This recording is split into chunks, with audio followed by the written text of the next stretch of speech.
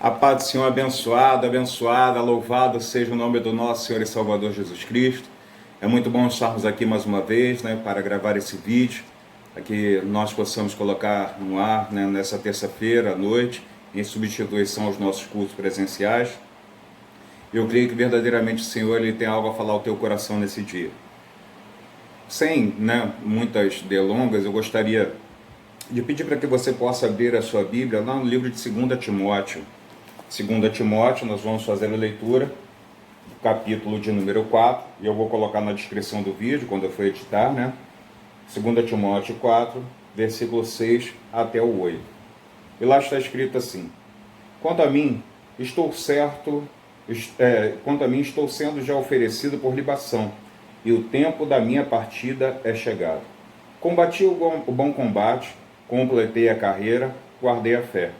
Já agora, a coroa da justiça me está guardada, a qual o Senhor, reto juiz, me dará naquele dia, e não somente a mim, mas também a todos quantos amam a sua vinda. Amados, eu estava ao longo dessa semana, e da semana anterior também, pensando sobre o que poderia estar ministrando para cada um de vocês. Eu lembrei de algo, que eu estou dando aula de filosofia cristã numa igreja lá em Curicica, e eu falo sobre alguns dos filósofos da igreja, como a influência da filosofia ela atuou dentro da teologia. E em uma das aulas eu citei para os alunos um teólogo católico chamado Tomás de Aquino, que ele, de alguma forma, tentava provar a existência de Deus a partir de um filósofo grego da antiguidade chamado Aristóteles. Aristóteles ele tinha um pensamento de que todas as coisas elas são movidas por algo, mas existe um motor imóvel que move todas essas coisas, ou seja, existe alguma coisa que dá origem ao movimento de todas as outras, mas essa coisa que dá origem, ela não foi movimentada por nenhuma outra. Ela tem esse movimento em si próprio.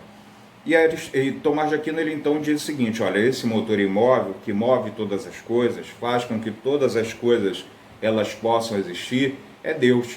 Deus move todas as coisas, toda a sua criação, toda a humanidade, todo o mundo. E por que eu estou falando isso? Talvez você esteja se perguntando: poxa, mas filosofia não é uma coisa que eu gosto, não é uma coisa que eu nem conheço, nem entendo. Só para poder exemplificar algumas coisas que são muito importantes, Partindo desse pressuposto de que todas as coisas são movidas por Deus, a gente precisa entender algumas questões muito curiosas, amados, porque embora as coisas sejam movidas por Deus, nós nos deixamos ser movidos por coisas que às vezes não são de Deus. E eu vou explicar isso de maneira mais simples, E eu já coloco aqui uma pergunta para você: o que tem movido a tua vida? Isso eu vou falar utilizando a vida de Paulo como exemplo. Paulo, ele era uma pessoa que era temente a Deus, mas, no entanto, ele não conhecia Cristo Jesus. Ele era movido por toda a sua tradição judaica, por todo o Antigo Testamento, e esse mover, que Paulo ele sentia através dessas tradições, fez com que ele perseguisse os cristãos. Pois bem, a caminho de Damasco, com cartas para perseguir os cristãos, ele tem um encontro com Jesus Cristo. E a partir daquele momento, ele é movido por Jesus Cristo. Toda a sua vida ela vai ser orientada por essa movimentação. O que eu estou querendo dizer aqui é o seguinte, amados: a partir do momento que ele tem um encontro com Jesus Cristo, tudo aquilo que ele vai viver é baseado nos princípios que Jesus Cristo tem para a vida de Paulo. E como isso funciona? Isso funciona da seguinte maneira: quando ele começa a falar sobre oração, ele fala sobre oração movido por Cristo Jesus. Quando ele vai falar a respeito até mesmo do seu sofrimento, das suas lutas, ele vai falar a partir daquilo que Cristo move em seu coração. Agora, algo interessante para que nós possamos destacar aqui nesse momento, é que quando nós somos movidos por Cristo, nós temos uma capacidade diferente de poder encarar as coisas, encarar as situações que nos cercam. Paulo foi uma pessoa que passou por diversas dificuldades. Ele foi perseguido, ele passou fome, ele foi agredido, ele foi preso, e no final da sua vida ele foi morto, tendo a sua cabeça decepada. Imaginem vocês, e Paulo em todo o percurso da sua vida, passando por todas essas tribulações, passando por todas essas dificuldades, inclusive, né, o não reconhecimento do seu ministério por parte dos coríntios, e afinal de contas ele escreve um texto lá na carta de Coríntios para poder afirmar o seu ministério apostólico. Paulo passa por todas essas coisas sem esmorecer. Paulo passa por todas essas coisas disposto a enfrentar a cada uma dessas lutas. No texto que nós acabamos de ler, ele fala, né? E ele já está certo que vai ser oferecido por libação. O que isso significa dizer? Significa dizer que ele está na prisão, está prestes a morrer. Mas ele fala que até aquele momento ele guardou a fé. E guardar a fé não é botar em um lugar, não. Guardar a fé é protegê-la, é deixá-la intocada, é não permitir que nenhuma dessas circunstâncias de alguma forma possa interferir na relação que ele tem com Deus. Paulo, ele fala que ele não retrocede de forma alguma quando nós observamos esse texto, não com essas palavras, mas com palavras diferentes. Paulo, ele entende verdadeiramente que todos os sofrimentos que porventura ele possa ter passado ao longo da tua vida, da vida dele, né, de maneira alguma vão fazer com que ele de alguma forma se retroceda. Isso acontece porque ele sabe exatamente quem o move, quem o motiva, quem o lança para frente. E é importante que a gente compreenda isso, amados, até mesmo para a nossa vida espiritual. Porque quando nós não compreendemos que Cristo Jesus move as nossas vidas, qualquer luta, qualquer dificuldade, qualquer adversidade que surja, a gente já pensa em retroceder. A nossa fé começa a esmorecer. A gente começa a duvidar daquilo que Deus ele pode realizar na vida de cada um de nós.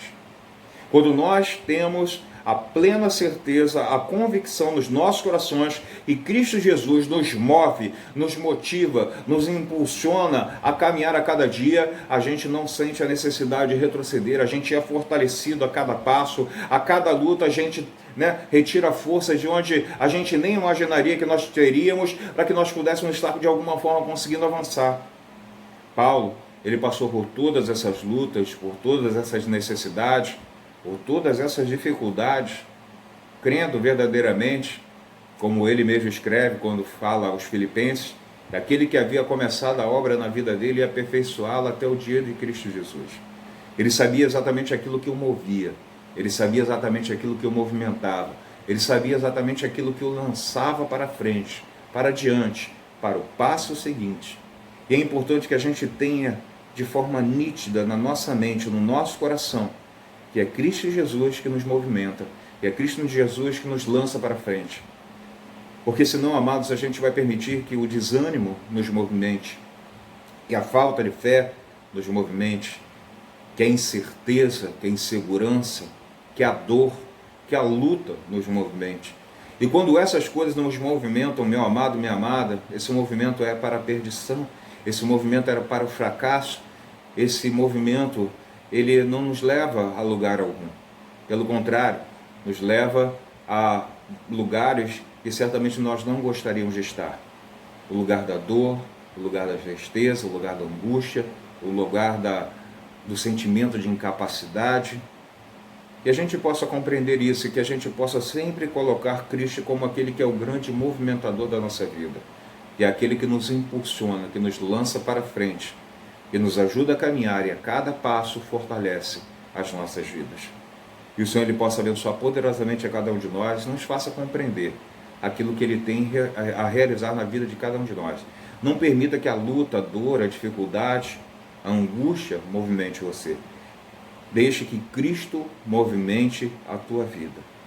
E certamente você será mais que vencedor em Cristo Jesus. Vamos orar? Senhor nosso Deus, nosso Pai, nós louvamos e engrandecemos ao Teu nome.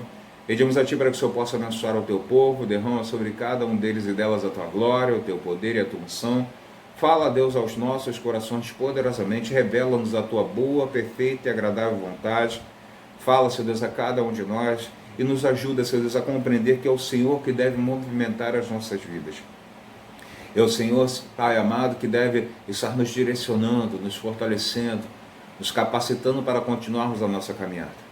Assim como Paulo, ele entende que combateu o bom combate, encerrou a carreira, mas que até aquele momento Cristo Jesus estava com ele e ele estava fortalecido. E mesmo diante dos últimos momentos da sua vida, ainda tinha a sua fé guardada, a sua fé protegida, a sua fé fortalecida. E assim também seja com cada um de nós, Pai. Independente da adversidade que estejamos vivendo, da dificuldade que estejamos passando, nós possamos continuar com fé, caminhando cada dia mais em Cristo Jesus. Peço também para que o Senhor possa estar abençoando a humanidade, Senhor Deus, que tem passado por essa pandemia, que nós possamos, Senhor Deus, antes do final do ano, ter a imunização, Senhor Deus, contra esse vírus, que esse vírus ele seja completamente erradicado e possamos retomar as nossas vidas. Abençoa a tua igreja, fortalece a cada um de nós, derrama da tua glória sobre as nossas vidas, assim oramos em nome de Jesus. Amém. Que Deus te abençoe poderosamente, né? Lembrando que no próximo domingo nós teremos culto tanto pela manhã quanto pela noite na igreja. Nós vamos continuar ainda, né, gravar as lives dos cultos, mas você que tem um desejo de ir para a igreja, né, você tem essa oportunidade de ir pela manhã ou pela noite, quem sabe ir até nos dois horários, mas a gente teve essa orientação de Deus até para que pudéssemos ter mais segurança, né? Porque se a pessoa ela tem a opção da manhã e da noite, a gente tem uma aglomeração, a gente não vai ter aglomeração na nossa igreja, certo? Para que você possa ter a maior segurança possível nesses momentos de poder estar cultuando a Deus com tranquilidade. Vamos então estar encerrando, vou impetrar a bênção apostólica para que Deus possa abençoar a tua vida poderosamente. E o amor do nosso Deus e Pai, a graça salvadora do nosso Senhor Jesus Cristo e as consolações do Espírito Santo de Deus seja derramado sobre a tua vida, meu irmão, sobre a tua vida, minha irmã, e sobre a vida de todo o povo de Deus espalhado sobre a face da terra, e você possa concordar dizendo amém. Deus te abençoe e até domingo em nome de Jesus.